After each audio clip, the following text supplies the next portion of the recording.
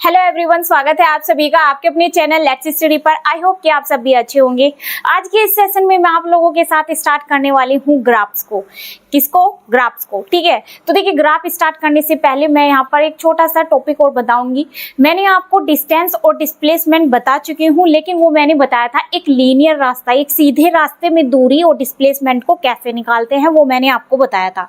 ठीक है, लेकिन जो आज मैं बताऊंगी वो है कि एक सर्कुलर पाथ पर कैसे हम डिस्टेंस निकालते हैं, कैसे हम क्या निकालते हैं, डिस्प्लेसमेंट को निकालते हैं। ठीक है, वो मैं आपको बताऊंगी। तो देखिए डिस्टेंस को मैंने क्या बताया था कि डिस्टेंस में क्या होता है कि हम अपना रास्ता तय करते हुए जाते हैं। जैसे किसी व्यक्ति को व्यक्ति ने अपनी क्या की दूरी को तय किया ए से बी तक, फिर वो बी से सी के पास गया, बी से वो अपने दोस्त सी के पास गया। कुछ इस टाइप का मैंने आपको लीनियर वे में बताया था। ठीक है, तो वहीं पे मैंने आपको बताया था कि जो डिस्प्लेसमेंट है, डिस्प्लेसमेंट क्या होता है, डिस्प्लेसमेंट हमेशा उसका जो मान आता है डिस्टेंस का जो मान आता है वो हमेशा किस में आता है, पॉजिटिव में आता है। ठीक है, और जो डिस्टेंस है वो हमेशा पॉजिटिव होगी और क्या होगी, डिस्प्लेसमेंट के इक्वल होगी, या तो इक्वल होगी या उससे बड़ी होगी। तो मैंने क्या बताया था, जो डिस्प्लेसमेंट है, डिस्प्लेसमेंट और डिस्टेंस में मैंने क्या बताया था। देखिए डिस्प्लेसमेंट का डी हम कैपिटल लेते हैं और डिस्टेंस को हम जब क्वेश्चन में लेते हैं तो इससे तो वो करते हैं हम सो। तो देखिए डिस्टेंस का और डिस्प्लेसमेंट में मैंने कुछ 2-3 बातें आपको बताई थी जब मैंने क्वेश्चन कराए थे लीनियर वे में। तो डिस्टेंस में देखिए मैंने ऐसे दो बिंदुओं के बीच की, देखिए ये एक पॉइंट ए है, ये है बी। किसी व्यक्ति को इस पॉइंट से बी तक जाना है, ए से बी तक की दूरी तय करनी है। तो एक व्यक्ति अगर मैं इसकी दूरी बताऊं तो दूरी तय करने के देखिए कई रास्ते होते हैं दूरी तय करने के। एक रास्ता सीधा सीधा डिस्प्लेसमेंट जैसा होता है, एक रास्ता एक व्यक्ति घूम करके उस शॉप पर जिस पर अक्सर चीजें मिलती है उस पर नहीं जा सकता, वो सोचता है कि उससे पहले वाली शॉप पर मैं चला जाऊं, तो वो उससे पहले वाली शॉप पर जाएगा, उस पे नहीं मिले वो फिर उससे दूसरे वाली पे, फिर आखिर में उसे उसी शॉप पर जाना पड़ता है जहां पर अक्सर सामान मिल जाता है सभी। तो इस तरीके से उसने घूम घूम के अपनी दूरी तय की। तो दूरी का रास्ता देखिए घूम कर भी तय किया जा सकता है, सीधा सीधा भी तय किया जा सकता है। ठीक है, तो दूरी का रास्ता होता है लंबा, एक एक्चुअल पाथ, एक तरीके से जो हमें रास्ता तय करना होता है, जो हमारा एक्चुअल पाथ होता है वो बड़ा भी हो सकता है और डिस्प्लेसमेंट जितना भी हो सकता है। ठीक है, अब देखिए यहाँ पर जो डिस्प्लेसमेंट होता है वो डिस्प्लेसमेंट जो अपनी दूरी तय करता है दो न्यूनतम बिंदुओं के बीच ही अपनी दूरी तय करेगा। तो देखिए डिस्प्लेसमेंट का एक ही रास्ता होता है, वो अपनी एक बिंदु ए से चलेगा और बी तक की दूरी वो सीधी अपनी दूरी को तय करेगा। तो देखिए ए से बी तक जाएगा, वो कोई रास्ता इसमें घूम घूम कर नहीं जाता डिस्प्लेसमेंट में। तो डिस्प्लेसमेंट की मैंने डेफिनेशन क्या बताई थी कि दो बिंदुओं के बीच की न्यूनतम दूरी को कहते हैं डिस्प्लेसमेंट कहते हैं। इसका डिस्प्लेसमेंट का एक तरीके से ये अपना शॉर्टकट रास्ता ये तय करता है डिस्प्लेसमेंट हमेशा। और डिस्प्लेसमेंट में मैंने क्या बताया था, इसमें एक डायरेक्शन होती है। डिस्प्लेसमेंट में हमें जो है शॉप पर जाना है, तो शॉप पर जाने का, घर से शॉप तक का जाने का एक सीधा रास्ता है, वो उसी रास्ते से जाएगा, तो वो वहां पर एक डायरेक्शन में जा रहा है, सीधा एक डायरेक्शन में जा रहा है। ठीक है, और एक क्या करता है, एक शॉर्टेस्ट दूरी को तय करता है डिस्प्लेसमेंट। तो ये मैंने आज फिर से रिपीट किया। और जो डिस्टेंस है वो हमेशा पॉजिटिव होता है, या तो डिस्प्लेसमेंट के ये बराबर होगा, या फिर जो डिस्टेंस है वो हमेशा क्या होगी, डिस्टेंस हमेशा या तो बड़ी होगी, डिस्प्लेसमेंट से डिस्टेंस या तो बड़ी होगी या इसके बराबर होगी। ठीक है, और हमेशा कैसी होती है, पॉजिटिव। डिस्प्लेसमेंट पॉजिटिव भी हो सकता है, निगेटिव भी हो सकता है, और इसका मान, इसकी वैल्यू 0 भी आ सकती है। इसकी वैल्यू हमेशा पॉजिटिव होगी, बड़ा हो सकता है और बराबर हो सकता है डिस्प्लेसमेंट के, लेकिन इससे कभी छोटी डिस्टेंस नहीं होती। ठीक है, तो अब मैं यहाँ पर ये लीनियर वे में आपको बताया था। अब मैं लेती हूँ एक सर्कुलर, यानी एक सर्कुलर पाथ पे हम कैसे डिस्टेंस को निकालते हैं और कैसे डिस्प्लेसमेंट को हम बताते हैं। तो देखिए सर्कुलर पाथ में क्वेश्चन कई बार पूछ लिए जाते हैं कि एक सर्कुलर रास्ता है, उसमें कोई व्यक्ति यहाँ से यहाँ तक गया, ए से बी तक की दूरी तय की या ए से सी तक की दूरी तय की, तो ए से सी तक की दूरी बताइए और डिस्प्लेसमेंट बताइए एक सर्कुलर पाथ पर। तो वही मैं आपको यहाँ पर बताऊंगी सर्कुलर पाथ पे कैसे हम डिस्टेंस को निकालते हैं और कैसे डिस्प्लेसमेंट को निकालते हैं। ठीक है, मैंने यहाँ पर एक सर्कुलर बनाया, ये क्या है, एक सर्कुलर है, यानी एक सर्कुलर पाथ मानी। ये इसका सेंटर पॉइंट है जिसको मैंने O माना, सेंटर को O, ठीक है, ये मैंने यहाँ पर O माना। ये इसकी मैंने यहाँ पर रेडियस ले ली एक, ये क्या ले ली, इसकी एक रेडियस ले ली यहाँ पर।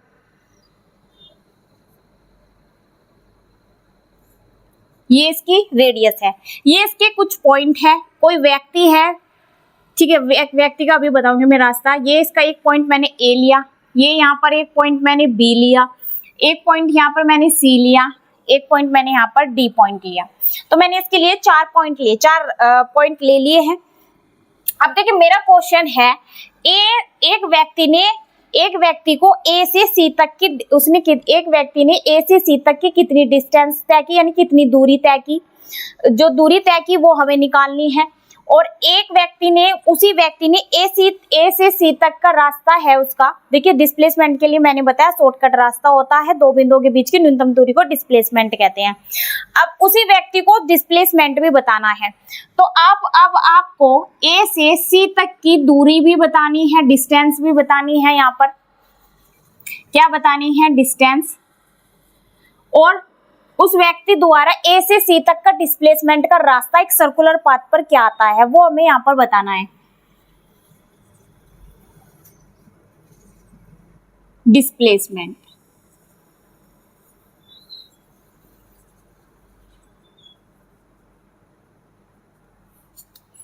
तो यहाँ पर देखिए, अभी यहाँ पर मैं डिस्टेंस निकालू उसकी पहले, देखिए एक पूरे सर्कुलर पाथ, कोई सर्कुलर एरिया है, उसके अगर कोई एक चक्कर लगा रहा है तो एक चक्कर लगाने में क्या हो रहा है, उस सर्कुलर पाथ की क्या निकल रहे हैं, एक पूरे चक्कर लगा रहे हैं हम किसी सर्कुलर पाथ का, तो वो उसकी क्या निकलेगी, उसकी एक बार का चक्कर उसकी सरकमफेरेंस होगी। क्या होगी उसकी सरकमफेरेंस, यानी परिधि होगी। अब देखिए जो सरकमफेरेंस है उसका फॉर्मूला क्या होता है सरकमफेरेंस का, 2πr। तो इस गोले का अगर ये व्यक्ति पूरा चक्कर लगाए तो पूरे डिस्टेंस कितनी निकलती है, 2πr निकलती है। 2π पूरा एक सर्कुलर एरिया है, जब उसकी हम डिस्टेंस निकालेंगे तो क्या आएगी, पूरे एक एरिया की सर्कुलर की पूरी A से A तक की दूरी कितनी आएगी, 2πr आएगी। कितनी आएगी, 2πr आएगी। ठीक है, अब हमें इसका निकालना है आधा रास्ता, A से C तक की हमें दूरी तय करनी है। कितनी दूरी तय करनी है, A से C तक की दूरी तय करनी है। ये व्यक्ति पहले B पर गया, B से इसने C तक की दूरी तय की।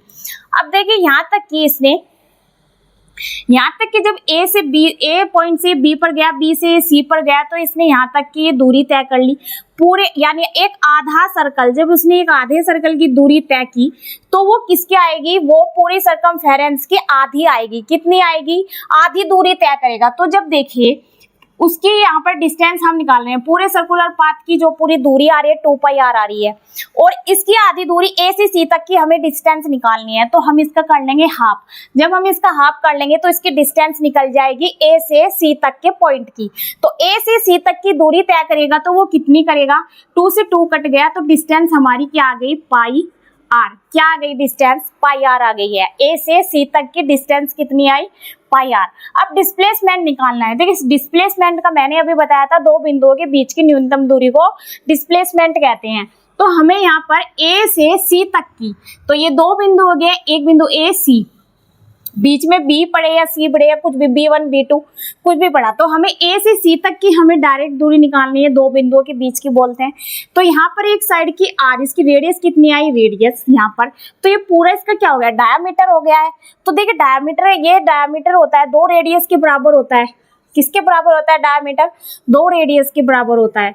तो यहाँ पर देखिए जब दो बिंदुओं के बीच की, एक A से C तक के बीच की जब हम दूरी तय कर रहे हैं तो वो क्या होगा, ये दो बिंदु हो गए हैं, तो इनके बीच की न्यूनतम दूरी को क्या कहेंगे, डिस्प्लेसमेंट। अब A से B की यानी R प्लस R कितना हो गया, 2R। 2R क्या हो गया है, इसका डायरेक्ट डिस्प्लेसमेंट निकल गया है। ठीक है, अब देखिए अगर मैं इसी में पूछूं A से A तक की दूरी, A से A तक की दूरी निकालिए, तो A से A तक की दूरी अभी मैंने बताया, यानी पूरे सर्कुलर पाथ की दूरी पूछी जा रही है। अब अगर हम A से A तक की हम डिस्टेंस निकालेंगे तो वो कितनी आ गई है, अभी मैंने बताया था पूरा चक्कर जब हम किसी सर्कुलर पाथ का लगाएंगे तो वो किसके बराबर होता है, सरकमफेरेंस के। तो पूरा सरकमफेरेंस या बराबर होएगा तो 2πr। इसकी डिस्टेंस किसके बराबर आ गई है, यहाँ पर पाई आर के बराबर आ गई है ए से ए तक की दूरी पूरी।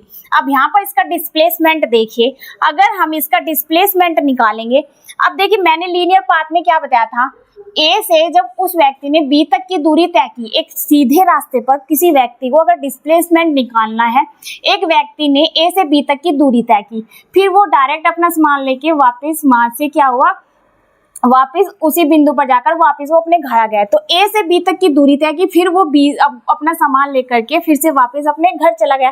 तो यहाँ से यहाँ तक की दूरी तय की, फिर से उसने दूरी तय की, तो यहाँ पर इसमें कोई डिस्प्लेसमेंट, कोई आगे रास्ता नहीं चला है।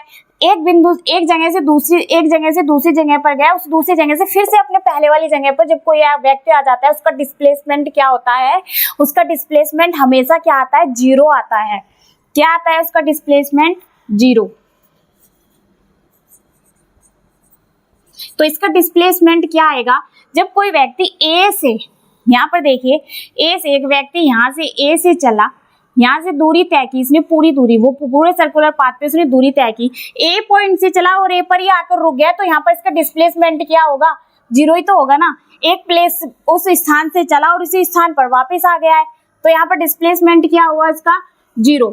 अब देखिए डिस्प्लेसमेंट में एक चीज का और ध्यान रखा जाता है, वो होता है, क्या होता है, डायरेक्शन। तो डिस्प्लेसमेंट में जो हम दूरी तय करते हैं वो एक डायरेक्शन में दूरी तय करते हैं।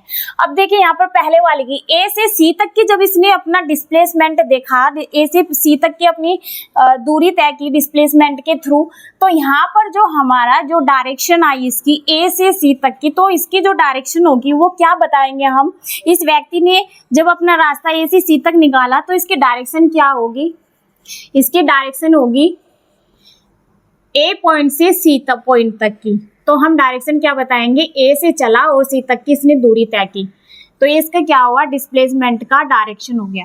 अब देखिए कोई व्यक्ति जब एक स्थान से चलता है, कोई सामान लेता है, फिर वापस उसी स्थान पर आ जाता है, इस स्थान से ये चला, ठीक है, इस स्थान से चला और वापस, देखिए कोई व्यक्ति अगर चला, कहीं दूरी तय की, उस दूरी को तय करने के बाद फिर से वो उसी स्थान पर आ रहा है, तो यहाँ पर उसका डिस्प्लेसमेंट, दूरी क्या हुई, डिस्प्लेसमेंट क्या है, एक स्थान से चला फिर से उसी स्थान पर आ गया, तो यहाँ पर डिस्प्लेसमेंट इस सिचुएशन में हमेशा क्या होता है, 0। यही इसने सर्कुलर पाथ में किया, ये अपने ए पॉइंट से चला और ए पॉइंट पर ही वापिस आ गया, तो यहाँ पे डिस्प्लेसमेंट 0 हुआ।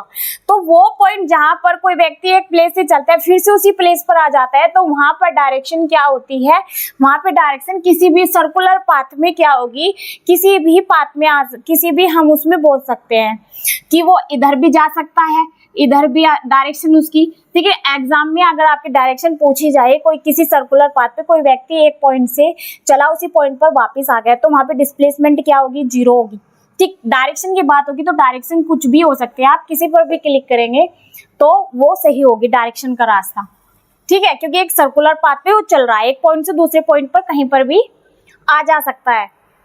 अब मैं इससे देखिए सर्कुलर पाथ पे क्वेश्चन कैसे पूछे जाते हैं, एक क्वेश्चन आपको यहाँ पर बताती हूँ। अब देखिए इस सर्कुलर पाथ पर क्वेश्चन देखिए किस टाइप से पूछे जाते हैं। देखिए ये मैंने फिर से एक गोल सर्कल लिया, इस गोल सर्कल की मैंने रेडियस ली 21 सेंटीमीटर। क्या ली इसकी मैंने रेडियस 21 सेंटीमीटर ली। देखिए 21 सेंटीमीटर ये हो गई इसकी, क्या हो गई, रेडियस। अब जो है देखिए क्वेश्चन में क्या पूछा गया है, देखिए प्रीवियस ईयर क्वेश्चन में ये पूछा गया है, एक सर्कुलर पाथ पर उसकी जिसकी रेडियस 21 सेंटीमीटर है, एक सर्कुलर पाथ जिसकी रेडियस 21 सेंटीमीटर है, तो किसी व्यक्ति द्वारा चली गई दूरी ए पॉइंट से डी तक की कितनी उसकी दूरी बताइए और डिस्प्लेसमेंट बताइए, ये पूछा गया है।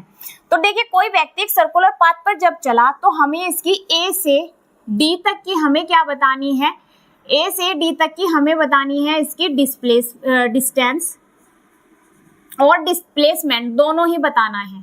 तो पहले हम बताते हैं इसका डिस्टेंस। अब देखिए मैंने एक सर्कुलर पाथ यानी एक कोई सर्कुलर रास्ता है, तो उस एक सर्कुलर रास्ते का जब एक पूरा चक्कर यानी एक उस गोल एरिया का जब हम पूरा एक चक्कर या पूरा गोल एरिया की जब हम दूरी तय कर लेते हैं, तो यहाँ से कोई चला अगर इसकी यहाँ तक की दूरी तय की तो वो किसके बराबर बताई मैंने, सरकमफेरेंस यानी परिधि के बराबर बताई। परिधि का फॉर्मूला 2 पाई r। पूरे सर्कुलर पाथ की जब दूरी तय करते हैं तो 2 पाई आर के बराबर आती है। अभी मैंने जो एग्जांपल से आपको अभी समझाया, एक सर्कुलर पाथ लिया था तो मैंने वहां पर ए से सी तक की दूरी निकाली थी, तो ए से सी तक की दूरी हमारी क्या आई थी 2 पाई आर, यानी पूरी वो हमने परिधि ली थी उसके बराबर आधे चक्कर के, फिर हमने उसे 2 से डिवाइड कर दिया था क्योंकि हमें आधे सर्कुलर की हमें दूरी बतानी थी। यहाँ पर हमने दूरी बतानी है ए से डी तक की। अब देखिए ए से सी तक की दूरी हमारी क्या आई थी पाई आर। क्या दूरी निकली थी एक सर्कुलर पाथ की, आधे सर्कल की, आधे रास्ते की दूरी क्या निकाली ए से सी तक की पाई आर। अब देखिए हमें यहाँ तक की ए से सी तक की आधे रास्ते की हमें पता है दूरी पाई आर, कैसे निकाली 2 पाई आर से डिवाइड करके। अब देखिए हमें कितना रास्ता करना है सी से डी तक का, इतना सा रास्ता तय करना है। कितना रास्ता करना है, इतना हमें रास्ता तय करना है। तो इतना रास्ता निकालना है तो हमें ये आधे सर्कल का दूरी कितनी आई पाई आर। अगर हम इस पाई आर का ही आधा कर दे तो इस सी से डी तक की दूरी निकल जाएगी हमारी, है ना। तो हमारी सी से डी तक का जो रास्ता है वो आधे सर्कल का आधा है ना, ये पूरे आधे का आधा है ना, तो पूरे हमें आधे की दूरी का पता है पाई आर। अगर हम इस पाई आर को यानी इस आधी दूरी को ही अगर हम आधी कर दे तो हमारी सी से डी तक की दूरी निकल जाएगी। अब हम इनको जोड़ देंगे, तो हम इसको जब जोड़ेंगे तो देखिए कैसा आएगा।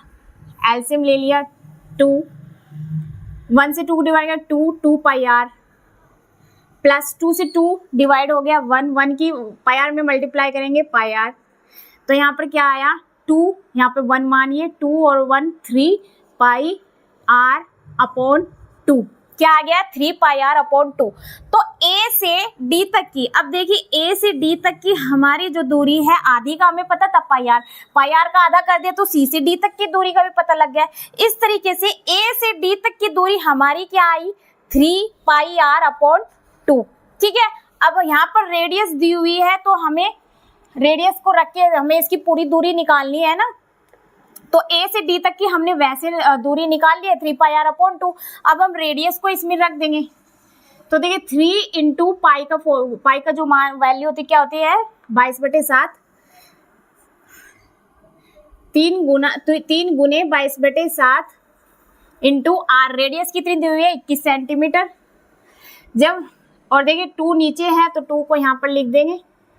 7 से हमने 3 को कट 21 को जब हमने कट किया तो कितना आया 7 3 जा 21, 2 से 22 को कट किया तो क्या आया 11। हम इसमें मल्टीप्लाई करेंगे तो क्या आ जाएगा 3 की 3 में मल्टीप्लाई करेंगे तो 9 इंटू 11 कितना आ गया 99। क्या निकालनी है हमें दूरी निकालनी है, किसमें दी हुई है सेंटीमीटर में, तो क्या आ गया 99 सेंटीमीटर हमारी क्या आ गई डिस्टेंस। तो डिस्टेंस क्या आ गई इसकी, डिस्टेंस आ गई 70 क्या आ गई है 99 सेंटीमीटर इसकी डिस्टेंस आ गई है। अब हमें निकालना है डिस्प्लेसमेंट, ठीक है। डिस्प्लेसमेंट को इधर निकालते हैं, देखिए डिस्प्लेसमेंट का भी निकालेंगे। डिस्प्लेसमेंट भी हमें कहाँ तक बताना है ए से डी तक का हमें डिस्प्लेसमेंट बताना है। और देखिए डिस्प्लेसमेंट क्या है एक शॉर्टकट वे होता है, ठीक है, एक शॉर्टकट रास्ता होता है ना दूरी तय करने का। तो हमें अब दूरी किसकी बतानी होगी, दो बिंदुओं के बीच की दूरी, दो बिंदुओं के बीच की जो न्यूनतम दूरी होती है वही तो डिस्प्लेसमेंट होता है।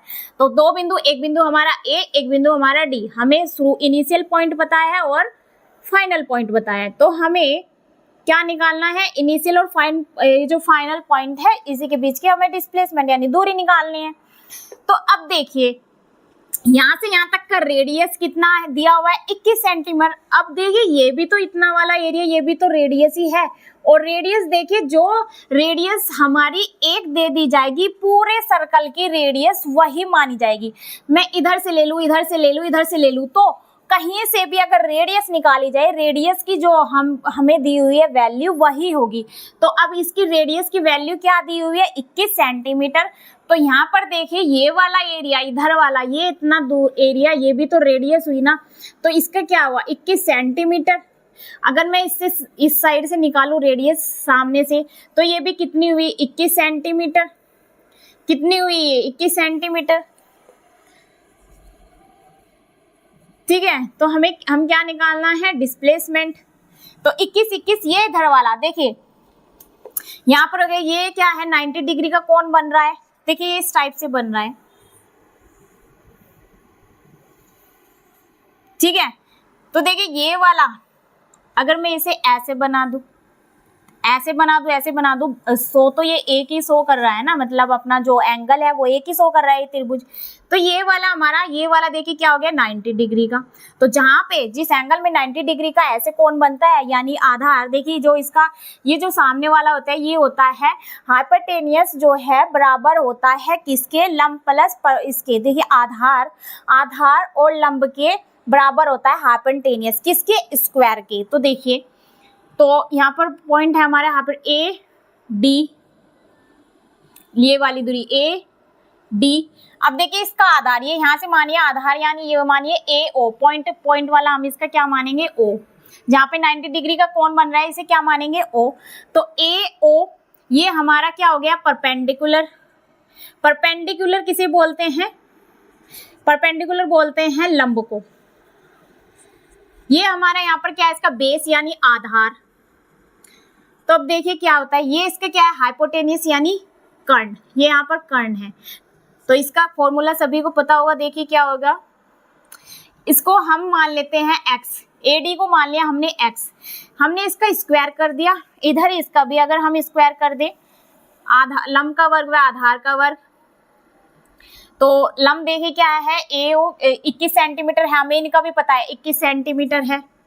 तो 21 का स्क्वायर, इधर भी स्क्वायर करेंगे, इधर भी स्क्वायर करेंगे। फॉर्मूला देखिए क्या होता है, मैं अगर निकालू ABC, तो देखिए क्या होता है इसका फॉर्मूला, अगर मैं अलग इसी के त्रिभुज से निकालू AD का स्क्वायर, क्योंकि हाइपोटेनस AD है, AD का स्क्वायर बराबर होता है लंब के, लंब क्या है यहाँ पर देखिए, लंब है हमारा यहाँ पर इसका OD, OD का स्क्वायर प्लस AO का स्क्वायर, ये इसके अकॉर्डिंग क्या निकल गया हमारा हाइपोटेनियस का फॉर्मूला। तो वही मैंने लिया है, AD को मैंने माना x, x का स्क्वायर कर दिया है।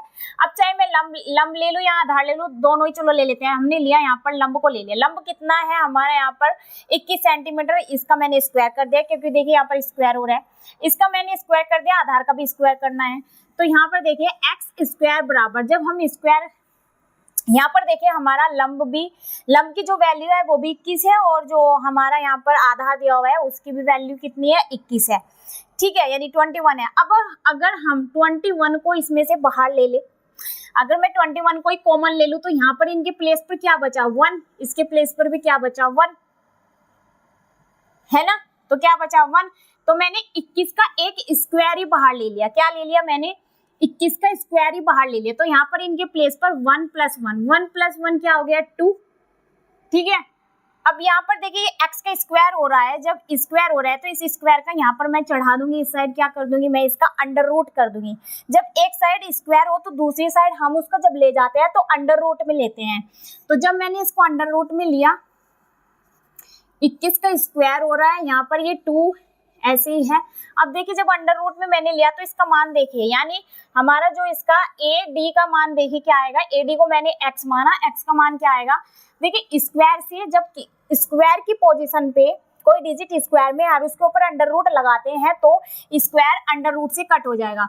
तो इसका ये इससे कट हो गया, अब अंडर रूट 2 के ऊपर रहेगा, किसके ऊपर, 2 के। तो हमारा क्या आ गया है 21 × अंडर रूट 2।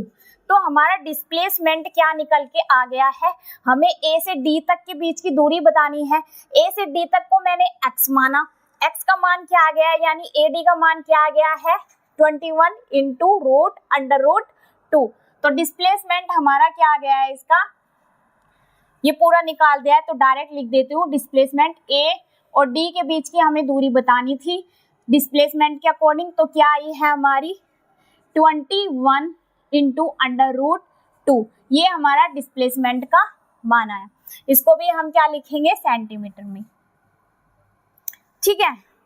तो मैं उम्मीद करती हूँ ये क्वेश्चन सर्कुलर पाथ पे कैसे डिस्टेंस और डिस्प्लेसमेंट को निकालते हैं समझ में आया होगा। तो चलिए अब शुरू करते हैं हम ग्राफ को।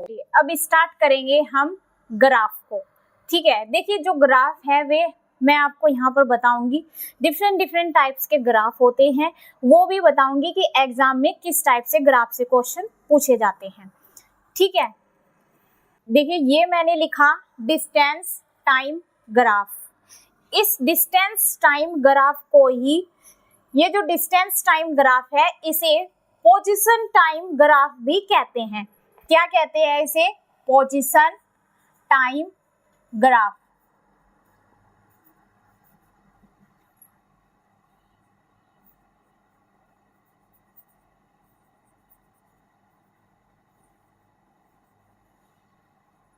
देखिए कई बार एग्जामिनर घूमकर पूछ लेता है, इस डिस्टेंस टाइम ग्राफ को ही पोजीशन टाइम ग्राफ कहते हैं और इन दोनों को ही कहते हैं डिस्प्लेसमेंट टाइम ग्राफ। देखिए डिस्प्लेसमेंट, ये जो डिस्प्लेसमेंट यानी हमारा जो, देखिए डिस्प्लेसमेंट यानी विस्थापन, जो विस्थापन होता है वो भी तो एक तरीके से दूरी तय करता है ना।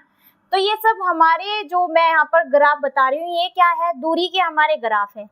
अब देखिए इसे जो ज्यादातर जनरली जो एग्जामिनर का फेवरेट तरीका होता है पूछने का, वो होता है पोजीशन टाइम ग्राफ से पूछने का होता है। तो देखिए ये जो पोजीशन टाइम ग्राफ है इसे ही कहते हैं डिस्टेंस टाइम ग्राफ। ठीक है, इन दोनों को ही क्या कहते हैं? Displacement time graph. Displacement time graph. ठीक है, अब हमने देख लिया है ये तीनों एक ही तरीके के ग्राफ बनाते हैं। अब मैं इस ग्राफ के द्वारा पहली जो सिचुएशन आपको बताऊंगी वो सिचुएशन है मेरी जब कोई वस्तु हमारी विरामावस्था में हो। मतलब देखिए जब कोई वस्तु की स्थिति समय के साथ नहीं बदल रही होती। ठीक है, जब किसी वस्तु की स्थिति समय के साथ नहीं बदल रही होती तो उस सिचुएशन में देखिए ग्राफ कैसे बनता है। क्या नहीं बदलती? टाइम के साथ वस्तु की स्थिति नहीं बदलती। तो इस सिचुएशन में ग्राफ देखिए इस तरीके का बनता है। ए नंबर में ग्राफ, यहाँ पे वस्तु हमारी क्या है? रेस्ट में है। जब वस्तु की स्थिति नहीं बदल रही है तो वस्तु हमारी क्या है? रेस्ट अवस्था में। अब देखिए एक टेबल है, टेबल के ऊपर मान लीजिए कोई बुक रखी है, वो बुक घंटों तक वहीं पर रखी है, तो वो जो बुक है उस टेबल के ऊपर रखी हुई है वो कैसी है? विरामावस्था में ही तो है ना। तो वो कहीं कोई उस बुक को लेकर जा रहा है या नहीं पढ़ रहा है, तो वो वहीं पर रखी हुई है। पर एग्जाम्पल हर वो ऑब्जेक्ट के लिए ले रही हूँ, वो ऑब्जेक्ट यानी वो वस्तु जो कोई दूरी नहीं तय कर रही है समय के साथ। तो देखिए कैसा ग्राफ बनता है। तो इस सिचुएशन में जो ग्राफ बनता है वो इस टाइप से बनता है। तो वस्तु उस सिचुएशन में कैसी होगी? रेस्ट में होगी, यानी विरामावस्था में होगी।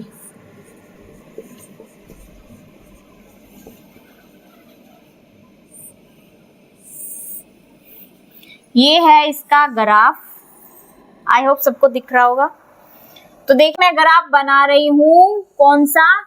जब वस्तु की स्थिति में कोई चेंज नहीं हो रहा है समय के साथ। ठीक है, ये देखिए ये वाला जो हमारा एक्सिस होता है, ये वाला एक्सिस हमारा होता है वाई एक्सिस। कौन सा एक्सिस होता है? वाई। ये वाला हॉरिजॉन्टल ये हमारा एक्सिस होता है एक्स। ठीक है, ये वाई एक्सिस, ये हमारा एक्स एक्सिस। इस पर मैं यहाँ पर लिखती हूँ टाइम को, ये इधर मैंने यहाँ पर लिख दिया, पोजीशन को ही लिख देती हूँ। यहाँ पर हमें क्या बतानी है? वस्तु की पोजीशन बतानी है। गतिशील है हमारी वस्तु, गतिशील है यानी कोई गति कर रही है, मोशन कर रही है, वो बताना है। तो एक तरीके से ये वाला ग्राफ हमारा वाई एक्सिस वाला क्या शो करता है? किसी वस्तु की पोजीशन को शो करता है। ठीक है, तो ये हम यहाँ पर बतानी है, वाई एक्सिस पर वस्तु की पोजीशन बतानी है, इधर हमें समय बताना है। ठीक, अब देखिए मैंने यहाँ पर एक लाइन और ड्रॉ की। तो अब इस ग्राफ को देखकर बताइए ये ग्राफ क्या शो कर रहा है? यहाँ पर जो पोजीशन है वस्तु की क्या चेंज हो रही है समय के साथ? नहीं। देखिए ये आपको देखकर लग रहा होगा यहाँ से यहाँ तक की दूरी बढ़ रही है इस ग्राफ की। तो आपको ये भी देखना होगा ये जो टाइम है ये किसके पैरेलल टाइम जा रहा है? ये जो यहाँ पर हम डिस्टेंस एक तरीके से जा रही है। ये जो आप यहाँ पर ये ग्राफ देख रहे हैं बने हुए, ये जो ग्राफ है ये किसके पैरेलल जा रहा है? ये ग्राफ यहाँ पर देखिए, जब भी आपको किसी ग्राफ का ये पता करना होता है कि ये हमारा वस्तु के अप्रोक्स जा रहा है, यानी वस्तु का ग्राफ शो कर रहा है या टाइम का ग्राफ शो कर रहा है, तो हम कुछ 2 या 3 पॉइंट लगा के हम इसका पता लगाते हैं। एक पॉइंट आप यहाँ लगाइए, एक पॉइंट आप यहाँ लगाइए, एक पॉइंट यहाँ लगा लीजिए, ठीक है। तो अब देखिए इसका हम ग्राफ बनाए तो ये किसके पैरेलल जा रहा है? टाइम, ये टाइम के साथ ग्राफ बन रहा है ना, ठीक है। अब देखिए पोजीशन के साथ ये ग्राफ कब बनता? ये ग्राफ पोजीशन के साथ तब बनता अगर ये पॉइंट यहाँ पर बनता, एक पॉइंट यहाँ पर बनता या यहाँ पर बनता।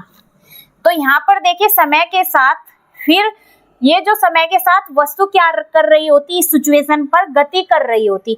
तो यहाँ पर देखिए एक ही पॉइंट है ये यहाँ पर, और क्या बढ़ रहा है यहाँ पर? देखिए ये जो ग्राफ बन रहा है ये टाइम के पैरेलल बन रहा है। अब देखिए यहीं से एक क्वेश्चन निकल गया है। कई बार एग्जामिनर इस तरीके का ग्राफ आपको दे देंगे, ठीक है, तो ग्राफ दे देंगे या फिर स्टेटमेंट में ही क्वेश्चन पूछ लेंगे। कोई वस्तु है, देखिए पूछ लेंगे कि एक्स एक्सिस पर, एक्स एक्सिस के साथ कोई वस्तु, एक्स एक्सिस के साथ कोई वस्तु क्या कर रही है? पैरेलल ग्राफ बना रही है। एक्स एक्सिस के साथ पैरेलल कोई वस्तु ग्राफ बना रही है।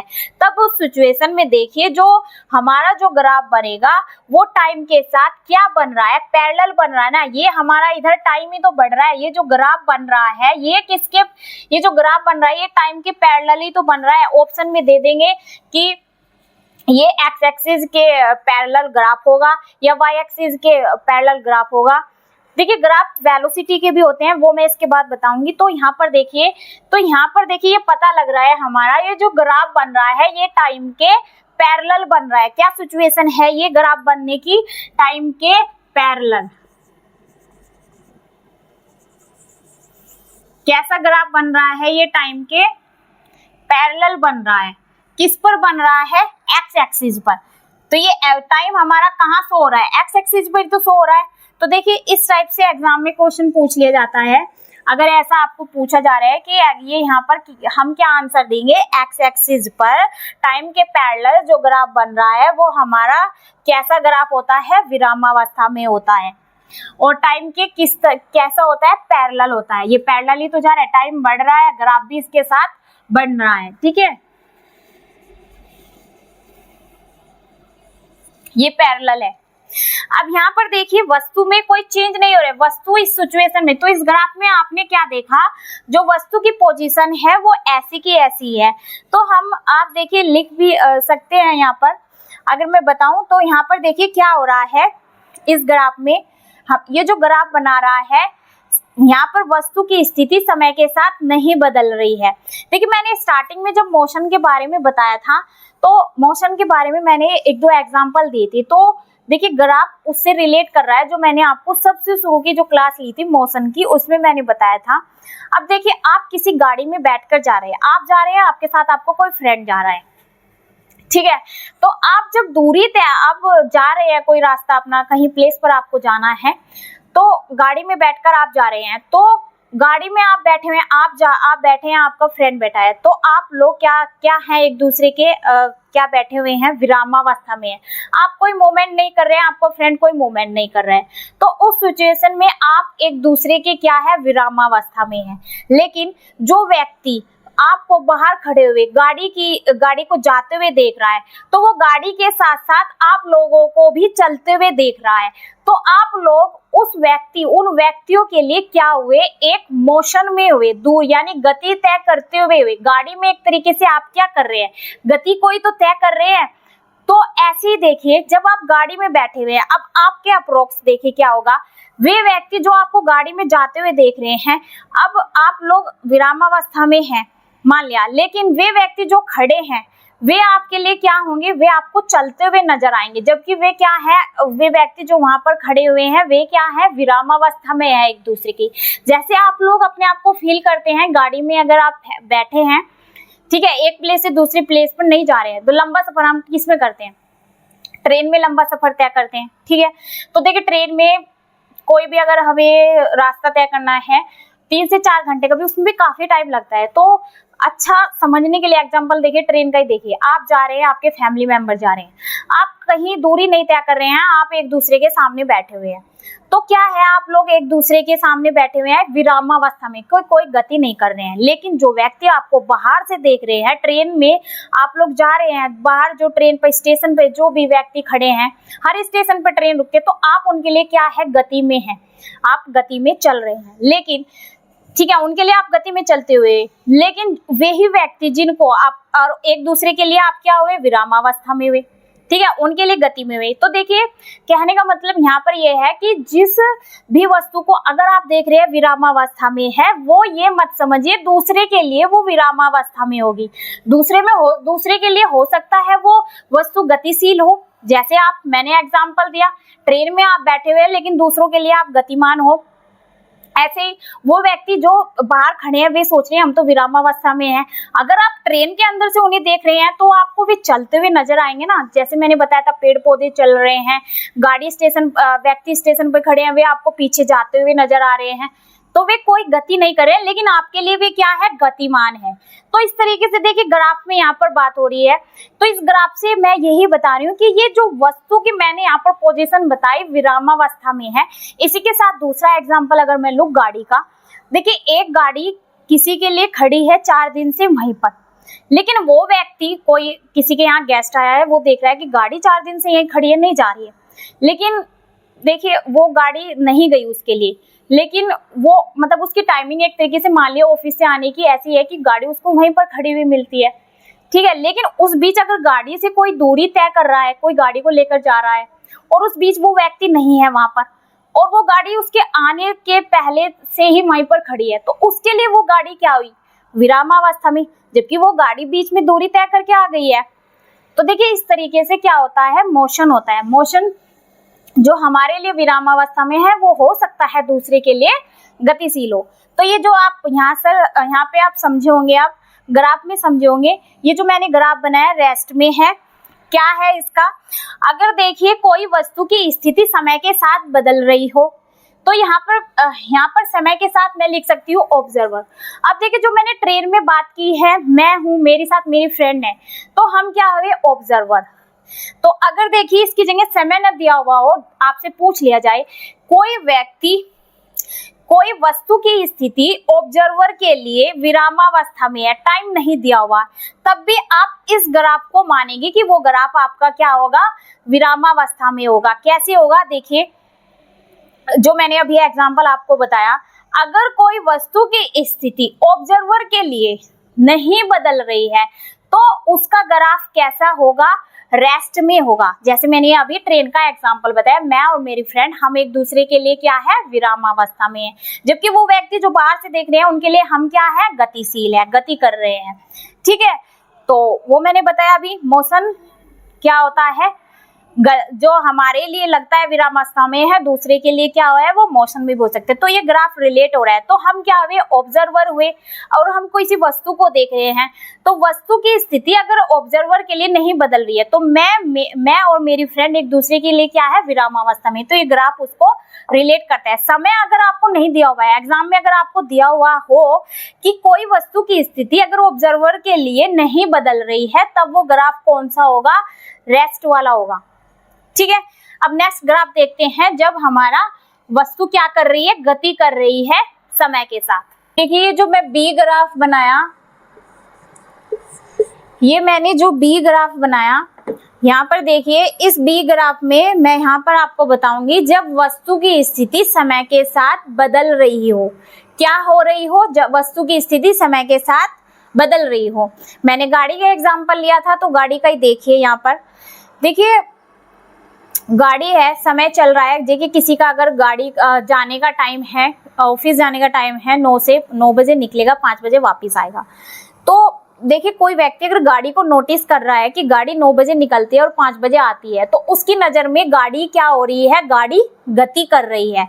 तो वहां पर क्या हो रहा है, टाइम भी चल रहा है। तो इस स्थिति में हम कह सकते हैं कि इस टाइप का ग्राफ बनेगा जो मैं यहाँ पर अभी बनाऊंगी। तो देखिए इस स्थिति में जो ग्राफ बनेगा वो कैसा बनेगा, इस टाइप से ग्राफ बनेगा। तो ये जो हमारा ग्राफ बनेगा, इस ग्राफ को बोलते हैं यूनिफॉर्म मोशन। क्या बोलेंगे इसे, यूनिफॉर्म मोशन, यानी एक समान गति। यहाँ पर जो ग्राफ बन रहा है ये एक समान गति का बन रहा है। यहाँ पर ये जो वस्तु की स्थिति है वो समय के साथ क्या कर रही है, अपनी स्थिति को बदल रही है। ठीक है, समय के साथ वस्तु की स्थिति यहाँ पर बदल रही है। कैसे, देखिए यहाँ पर एक पॉइंट है, यहाँ पर ये इतना, मान लीजिए इतना ग्राफ बना, इतने यहाँ पर देखिए इस वस्तु ने, जो ये वस्तु है, मान लीजिए वस्तु में मैंने यहाँ पर ली गाड़ी, एग्जाम्पल क्या लिया मैंने यहाँ पर, पोजीशन क्या ली, यहाँ पर किसी वस्तु की गाड़ी ली। इतना टाइम हुआ 9 बजे, थोड़ा सा 5 मिनट गई, तो 5 मिनट की दूरी में ये इतना ग्राफ बना। तो वस्तु की स्थिति भी इस टाइम के साथ चेंज हो गई है। तो यहाँ पर ये ग्राफ बन सकता है, देखिए इस टाइप का ग्राफ बनेगा। थोड़ा टाइम बढ़ा, फिर वस्तु की पोजीशन फिर चेंज हो गई, यानी गाड़ी ने फिर से दूरी तय की समय के साथ। ठीक है, तो यहाँ पर ये फिर से इसने अपनी दूरी तय की गाड़ी ने। फिर थोड़ा टाइम बढ़ा, फिर यहाँ पर वस्तु यानी गाड़ी ने भी अपनी स्पीड, गाड़ी अपनी स्पीड से जा रही है, गाड़ी ने अपनी समय के साथ अपनी स्पीड बढ़ाई।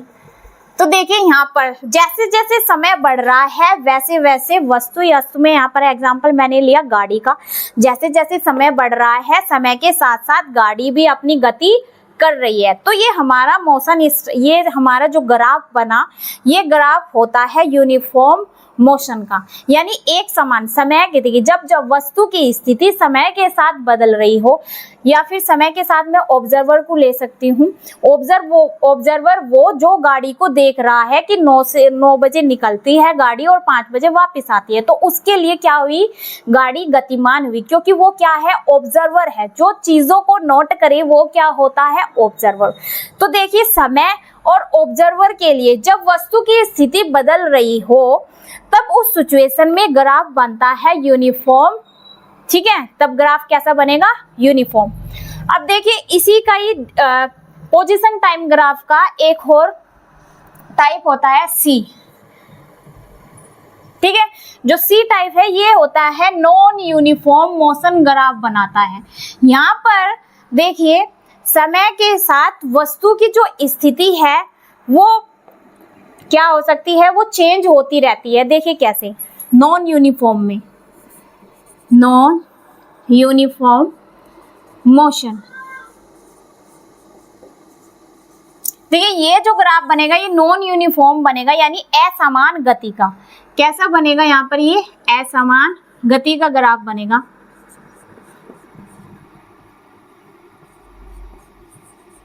ठीक है, असमान गति का। मैंने यहाँ पर फिर से एक एक्स एक्सिस वाई एक्सिस लिया, ये वाई एक्सिस, ये एक्स एक्सिस। ठीक है, अब मैं यहाँ पर ग्राफ बनाऊंगी। ग्राफ में मैं यहाँ पर देखिए जो पोजीशन लूंगी, हमारा जो ग्राफ है ये किसका है, पोजीशन टाइम ग्राफ का ही चल रहा है। तो यहाँ पर देखिए मैंने एग्जांपल यहाँ पर मैं गाड़ी का ही लेती हूँ। अब देखिए यहाँ पर ना क्या हो रहा है, यहाँ पर समय के साथ देखिए जब समय के साथ वस्तु की स्थिति कम हो जाए या ज्यादा, कभी वस्तु की स्थिति क्या हो रही है, कम हो रही है, कभी वस्तु की स्थिति ज्यादा हो रही है, यानी एक इक्वल बैलेंस में टाइम के साथ वस्तु की स्थिति यहाँ पर नहीं होती। तो वो ग्राफ जिसमें टाइम के साथ वस्तु की स्थिति घटती या बढ़ती रहे, उस टाइप के ग्राफ को नॉन यूनिफॉर्म मोशन का ग्राफ कहते हैं। किसे कहते हैं, नॉन यूनिफॉर्म मोशन। इस ग्राफ में वस्तु की स्थिति समय के साथ घटती या बढ़ती रहती है। ठीक है, तो इस टाइप का जो ग्राफ होगा वो ऐसा बनेगा। देखिए शुरू में टाइम के साथ ये यहाँ पर इसने पोजीशन ली, यहाँ पर ये इसने कुछ दूरी तय की, अब यहाँ पर देखिए ये इतनी सी टाइम चल रहा है, तो टाइम के अकॉर्डिंग थोड़ी सी गाड़ी ने अपनी दूरी तय की। यहाँ पर यहाँ पे क्या किया, गाड़ी ने अपनी चाल को यानी अपनी स्पीड को कम कर दिया।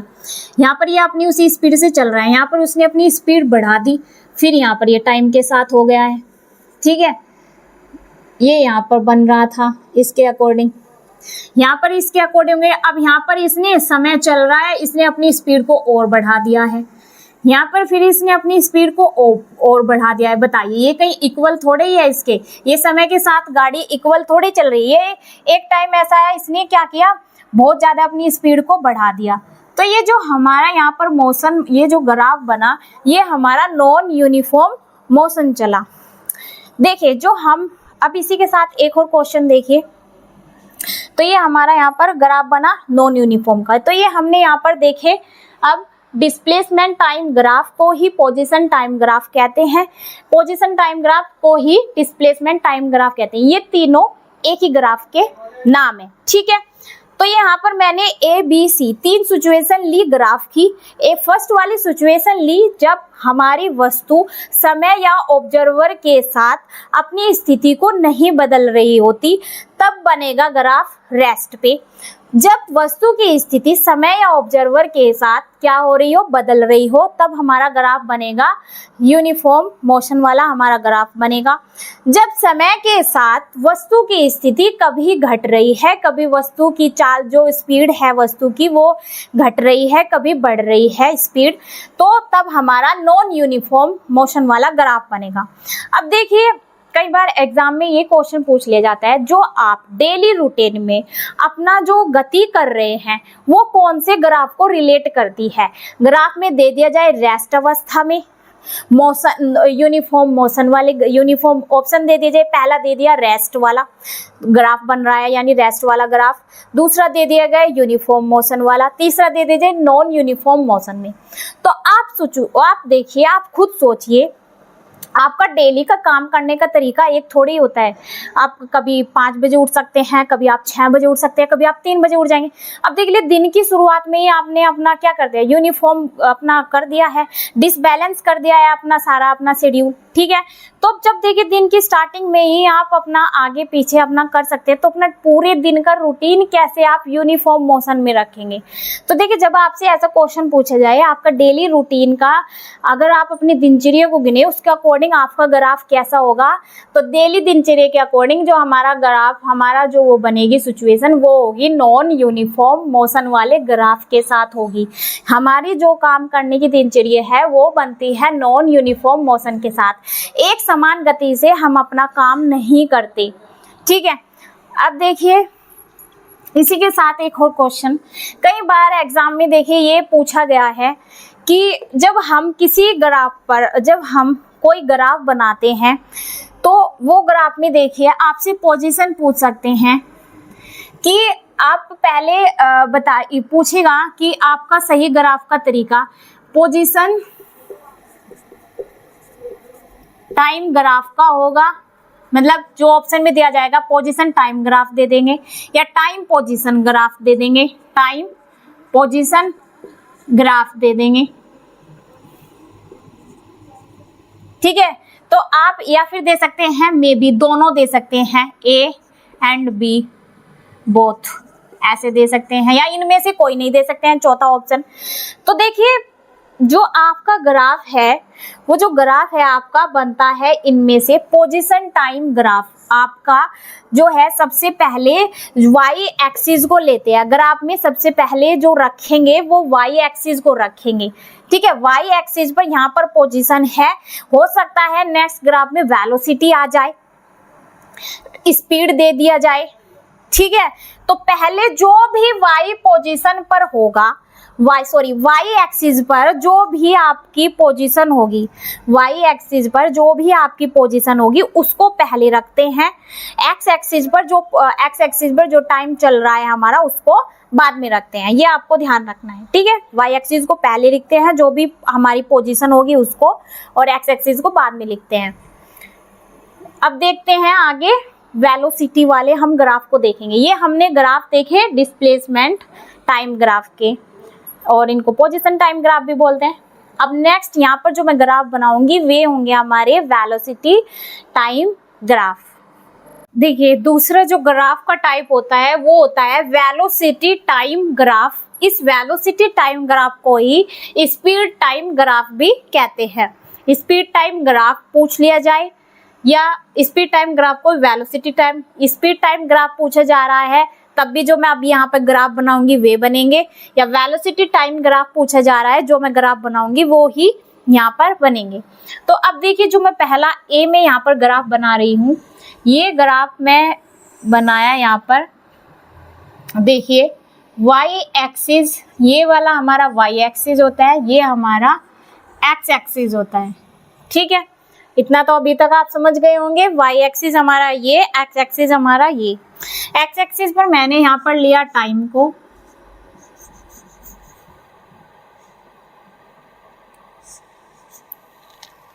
वाई एक्सिस पर मैंने लिया यहाँ पर वेलोसिटी को।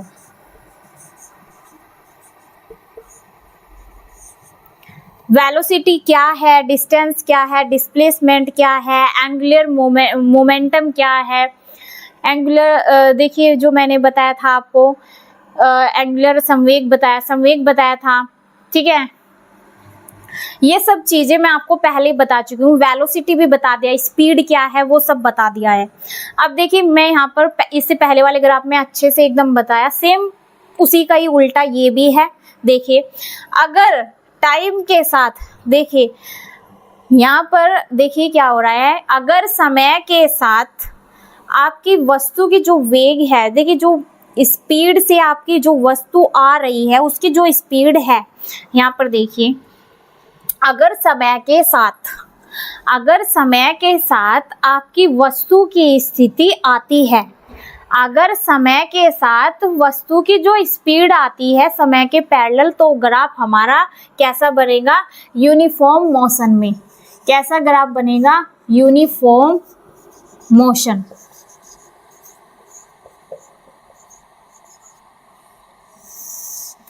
यहाँ पे देखिए वेलोसिटी टाइम ग्राफ को मैंने क्या बताया, स्पीड टाइम ग्राफ। यहाँ पर हमें क्या बतानी है, वस्तु की स्पीड की बात करनी है। वस्तु की स्पीड का यहाँ पर हम टाइम के साथ ग्राफ बना रहे हैं। किसका बना रहे हैं, वस्तु की स्पीड का। ठीक है, तो अब देखिए इस ग्राफ में मैंने यहाँ पर बनाया, तो आप इससे समझ गए होंगे ये जो मैंने ग्राफ बनाया, यहाँ पर टाइम के साथ वस्तु की स्पीड क्या हो रही है, चल रही है। यानी वस्तु की जो स्पीड है ये, अब देखिए टाइम के साथ, अगर टाइम के साथ आपका अगर वस्तु की स्थिति टाइम के साथ, यानी वस्तु की स्थिति की क्या, स्पीड, वस्तु की स्पीड अगर टाइम के साथ अपनी दूरी, समान दूरी तय कर रही है, टाइम के साथ अगर वस्तु की स्पीड, जो भी वस्तु है, गाड़ी कोई मान लीजिए, अगर गाड़ी समय के साथ अपनी दूरी तय कर रही है, तो उस सिचुएशन में जो ग्राफ है वो आपका यूनिफॉर्म मोशन में बनेगा, वेलोसिटी टाइम ग्राफ का। ऐसे ही देखिए यहाँ पर इसका ग्राफ भी ऐसे ही बनेगा। इतना टाइम अगर किसी का हुआ, गाड़ी ने अपनी दूरी तय की यहाँ पर टाइम के पैरेलल, दूसरा पॉइंट मैंने यहाँ पर लिया, यहाँ पे कुछ टाइम बढ़ा, तो इस टाइम के साथ ही वस्तु अपनी स्पीड से चल रही है टाइम के साथ। तो ये कैसा ग्राफ हुआ, यहाँ पर यूनिफॉर्म मोशन में आपका वेलोसिटी टाइम यानी स्पीड टाइम ग्राफ हुआ। अब इसी का दूसरा टाइप है, इसी के साथ आपका है यहाँ पर जो दूसरा ग्राफ बनेगा, ये है आपका नॉन यूनिफॉर्म मोशन का ग्राफ होगा। नॉन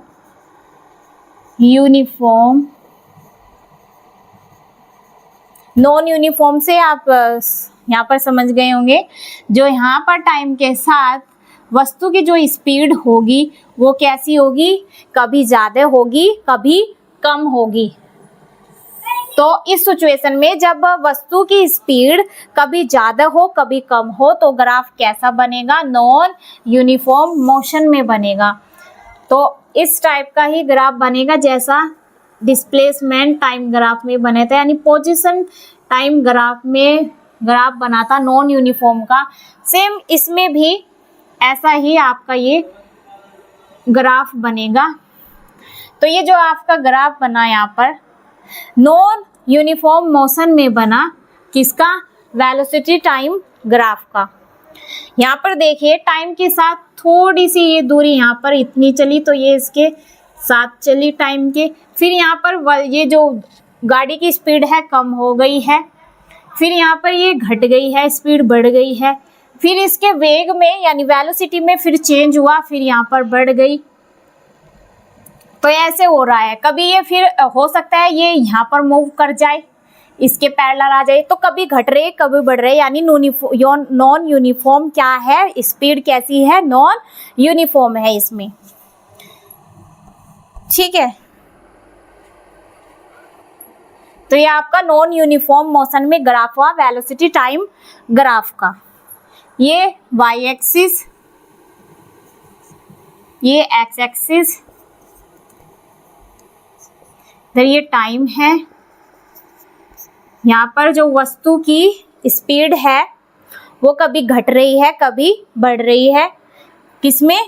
अब देखिए वेलोसिटी मैंने बताया था, जब देखिए कोई वस्तु अपनी चाल से चल रही है, अचानक उसकी स्पीड में चेंज हो जाना को ये क्या कहते हैं? जो परिवर्तन हुआ है, समय में भी एकदम से परिवर्तन हुआ, वस्तु की स्पीड में भी एकदम परिवर्तन जो होता है वो क्या है? वो वेलोसिटी कहलाती है। तो ये हमारा यहाँ पर क्या है? वेलोसिटी यानी वस्तु की वही जो मैंने अभी बताया आपको, स्पीड में घटना और बढ़ना नॉन यूनिफॉर्म में। अब इसमें भी एक हो ग्राफ आता है। अब देखिए इसमें जो आगे का जो 30 मैंने सी नंबर लिया है तीनों का, उसका भी मैंने ABC में आपको ग्राफ बताया, अलग अलग सिचुएशन बताई ग्राफ की। ऐसे वेलोसिटी टाइम ग्राफ में भी एक सी मैंने पार्टीशन लिया है ग्राफ का। अब इसमें देखिए जो ग्राफ बनता है ये देखने में ऐसा लगता है जैसे यहाँ पर भी समय के साथ जो वस्तु है हमारी क्या है? विरामावस्था में है, लेकिन ऐसा नहीं होता। तो देखिए ये यहाँ पर हम एक्स एक्सिस पर टाइम लेंगे,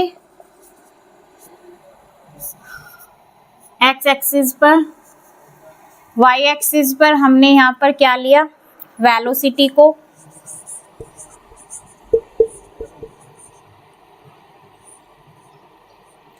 ठीक है, अब देखिए ये जो इस पे ग्राफ बनेगा, ये ग्राफ देखिए देखने में ऐसा लगता है कि समय के साथ यहाँ पर ये जो ग्राफ बन रहा है ये ऐसे शो करता है जैसे यहाँ पर क्या है? वस्तु विरामावस्था में रखी हुई, यानी समय के साथ वस्तु की स्थिति यहाँ पर नहीं बदल रही है।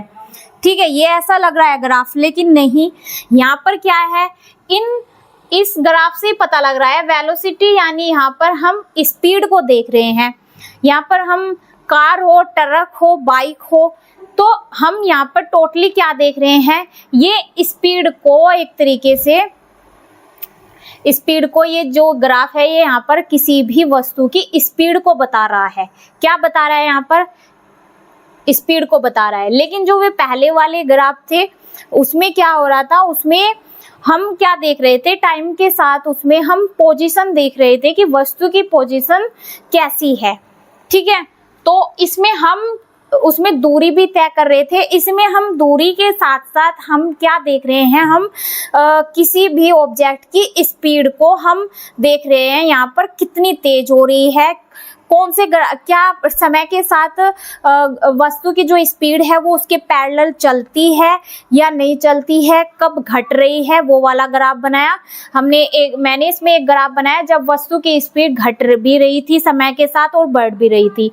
जो सबसे शुरू का यूनिफॉर्म मोशन वाला मैंने वेलोसिटी टाइम ग्राफ बनाया, उसमें वस्तु की जो स्पीड थी वो समय के साथ ही क्या कर रही थी? अपनी दूरी को तय कर रही थी। लेकिन जो ये ग्राफ होगा, इस ग्राफ में क्या हो रहा है? वस्तु की जो स्पीड है, ठीक है, जो वस्तु की स्पीड होगी यहाँ पे, वो स्पीड टाइम के साथ क्या करेगी? ये भी टाइम के साथ अपना यहाँ पर ग्राफ शो कर रही है। देखिए कैसा देखने में ये लग रहा है कि वस्तु यहाँ पर जो है विरामावस्था वाला ये ग्राफ बन रहा है। तो यहाँ पर क्या होता है? जो वेलोसिटी है वो कांस्टेंट है, कांस्टेंट होगी यहाँ पर वेलोसिटी, समय के साथ यहाँ पर कांस्टेंट होगी। कांस्टेंट का मतलब होता है स्थिर होना। अब देखिए यहाँ पर टाइम बढ़ रहा है। अब देखिए यहाँ पर पोजीशन भी दी हुई है, तो यहाँ पर जो गाड़ी की स्पीड है, एग्जाम्पल मैं यहाँ पर स्पीड का ले रही हूँ तो गाड़ी का लिया, यहाँ पर कोई गाड़ी जा रही है, उस गाड़ी की जो स्पीड है वो 5 किलोमीटर प्रति घंटा है। यानी ये जो गाड़ी है, ये गाड़ी चल रही है 1 घंटे में क्या कर रही है, ये गाड़ी 1 घंटे में 5 किलोमीटर की दूरी तय कर रही है। तो गाड़ी की स्पीड जो है यहाँ पर क्या है, कांस्टेंट है, यानी समय चल रहा है, समय के साथ यहाँ पर अगर देखिए 1 घंटे में 5 किलोमीटर की दूरी तय कर रही है यहाँ पर गाड़ी, कितनी कर रही है 1 घंटे में 5 किलोमीटर। अब देखिए यहाँ पर टाइम है, जैसे टाइम के साथ गाड़ी ने अपनी जो इतनी दूरी तय की, ये भी 5 किलोमीटर की तय की। टाइम बढ़ा, टाइम के साथ यहाँ पर इसने देखिए यहाँ पर इसने क्या किया, फिर से अपनी पोजीशन को क्या कर रही है, ये 5 किलोमीटर ही रखी। तो यहाँ पर थोड़ा टाइम और बढ़ा, टाइम के साथ गाड़ी की स्पीड फिर से 5 किलोमीटर ही हमें यहाँ पर मिली जब उसको हम यहाँ पर मेजर कर रहे हैं। तो आप यहाँ पर क्या देख रहे हैं, यहाँ पर आपने देखा समय बढ़ने के साथ गाड़ी की जो स्पीड है, समय बढ़ने के साथ गाड़ी की स्पीड शुरू के टाइम में भी 5 किलोमीटर की स्पीड से दूरी तय कर रही थी, जब थोड़े टाइम बाद देखा जब भी 5 किलोमीटर की दूरी तय कर रही है। अब यहाँ पर देखा, यहाँ पर भी 5 किलोमीटर की दूरी तय कर रही है।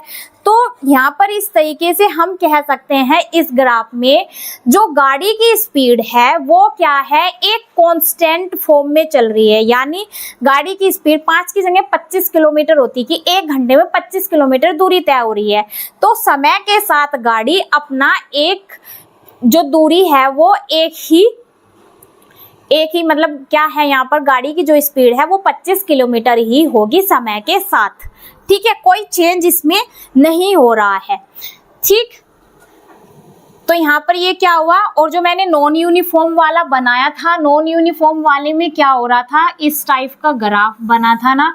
तो यहाँ पर कभी गाड़ी की जो स्पीड है, देखिए जो गाड़ी की जो स्पीड है वो शुरू में 5 होती, फिर उसके बाद यहाँ पे 10 होती, सॉरी यहाँ पर हो सकती थी 15, ठीक है, यहाँ पर फिर उसके बाद हो सकती थी 30। तो इस तरीके से मान लीजिए ये ग्राफ क्या बन रहा है, एक नॉन यूनिफॉर्म मोशन में बन रहा है ना, क्योंकि गाड़ी की स्पीड में देखिए इनके बीच में जो इंटरवल है वो भी यहाँ पर जो है देखिए वो भी डिसबैलेंस है। अब यूनिफॉर्म का मैंने बनाया था ये वाला ग्राफ, तो इसका ग्राफ मैंने टाइम के साथ ऐसा बनाया था। तो यहाँ पर मान लीजिए गाड़ी की स्पीड क्या है, यहाँ पे गाड़ी की जो स्पीड है वो 5 किलोमीटर की ही क्या कर रही है, 5 मीटर की जो है डिस्टेंस तय कर रही है। गाड़ी कितनी वो कर रही है, 5 मीटर का अपनी जो गाड़ी की जो डिस्टेंस है वो 5 मीटर की है। लेकिन जो वो चल रही है गाड़ी, देखिए गाड़ी की स्पीड, यहाँ पर ये यूनिफॉर्म कैसा बना, तो यहाँ पर इसकी पोजीशन समय के साथ हुई, ये यहाँ पे टाइम चल रहा है, इसके साथ एक दूरी है तय की, फिर पोजीशन गाड़ी की चेंज हुई, फिर यहाँ पे दूसरा टाइम के पैरेलल चल रहा है, फिर यहाँ पे पोजीशन की यहाँ पर इसका ये बन रहा है। तो टाइम के साथ यहाँ पर स्पीड गाड़ी की होती जा रही है। अब देखिए ये मैंने तीनों ग्राफ इसमें एक साथ बना लिए हैं, जिसको नहीं समझ में आया होगा वो एक बार फिर से देखिए।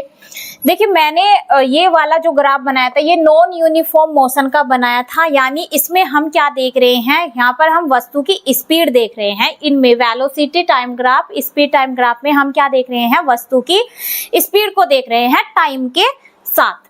ठीक, ये वाला ग्राफ मैंने बताया था नॉन यूनिफॉर्म का, ये वाला मैंने बताया यूनिफॉर्म मोशन का, और ये जो लास्ट में बताया ये मैंने बताया यहाँ पर आपको क्या बताया, यहाँ पर जो वस्तु की स्पीड है वो कांस्टेंट होगी इस ग्राफ में। तो देखिए सबसे पहले मैंने बताया था यूनिफॉर्म मोशन का बताया था, यहाँ पर मैंने क्या बताया था, वस्तु की जो स्पीड है वो समय के साथ अपनी क्या करेगी, अपनी दूरी तय कर रही होगी। समय के साथ वस्तु की जो स्पीड है, समय के साथ यहाँ पर वस्तु अपनी स्पीड को तय कर रही है समय के साथ इस वाले ग्राफ में यूनिफॉर्म में। तो देखिए कैसे कर रही है।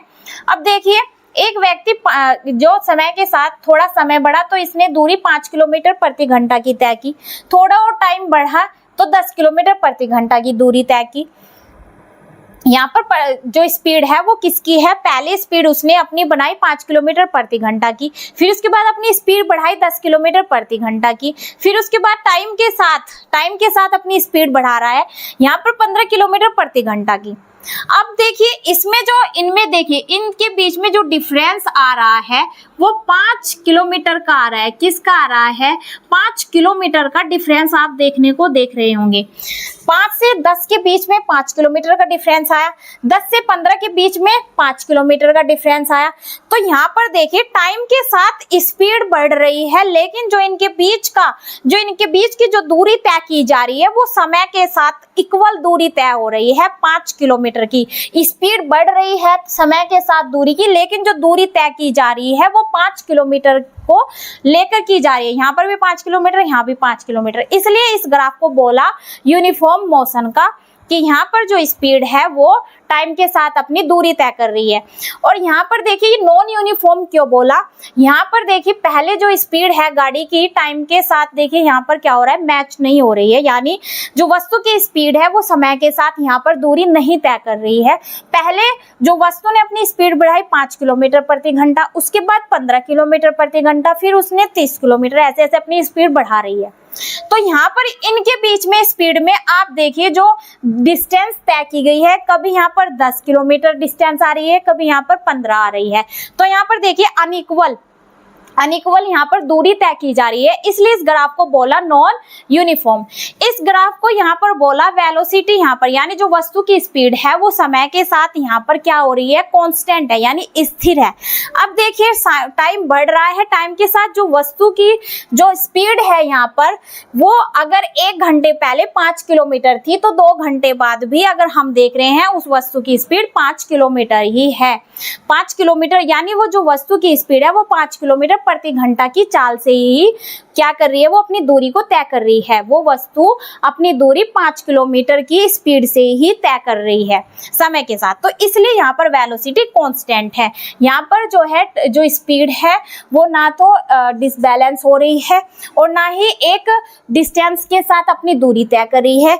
यहाँ पर जो स्पीड है वस्तु की वो कांस्टेंट हो गई है, कि अगर 1 घंटे पहले 5 किलोमीटर प्रति घंटा की चाल से चल रही थी, तो बाद में भी 5 किलोमीटर प्रति घंटा की चाल से ही अपनी दूरी तय करेगी। तो इसलिए इस ग्राफ को बोला यहाँ पर कि यहाँ पर इस ग्राफ में क्या हो रहा है, वेलोसिटी यहाँ पर कांस्टेंट है, क्योंकि वस्तु की स्पीड क्या हो रही है यहाँ पर कांस्टेंट है, ना घट रही है ना बढ़ रही है टाइम के साथ। ठीक है, चलिए फिर आज के सेशन को यहीं तक रखते हैं। नेक्स्ट जो मैं वीडियो बनाऊंगी उस वीडियो में मैं ग्राफ से कैसे क्वेश्चन पूछे जाते हैं उनको बोर्ड पर मैं मेंशन करूंगी अच्छे से, और कैसे इस मोशन वाले चैप्टर से क्वेश्चन पूछे जाते हैं, डिस्टेंस से कैसे क्वेश्चन पूछे जाते हैं, एक एवरेज स्पीड कैसे निकाली जाती है। तो उन सभी क्वेश्चंस को नेक्स्ट वीडियो में मैं आप लोगों के साथ डिस्कस करूंगी।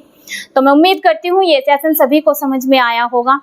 चलिए फिर मिलते हैं नेक्स्ट वीडियो में। If you understood this video then please like, subscribe and share to my channel and thank you.